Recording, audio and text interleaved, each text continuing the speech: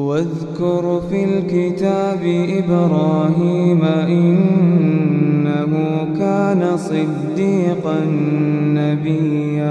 السلام علیکم ورحمۃ اللہ وبرکاتہ۔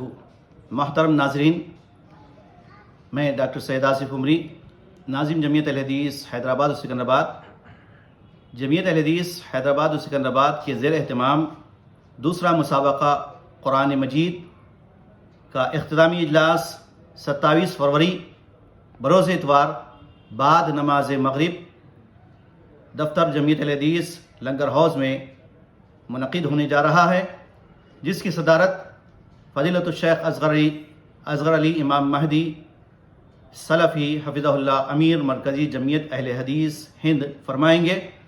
اس اہم اجلاس میں علماء اکرام کے تاثرات اور کامیاب ہونے والے طلباء اور مشارکین کو اسنادات تقسیم کیے جائیں گے اور نقد انعامات دیے جائیں گے۔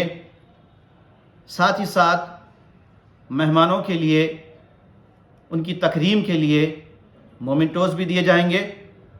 میں تمام احباب سے خواہش کرتا ہوں اور ان تمام کو دعوت دیتا ہوں اس پروگرام میں آپ شرکت فرما کر طلباء کی اور مشارکین کی ہمت افزائی فرمائیں۔ جزاکم اللہ خیرہ۔ السلام علیکم ورحمۃ اللہ وبرکاتہ۔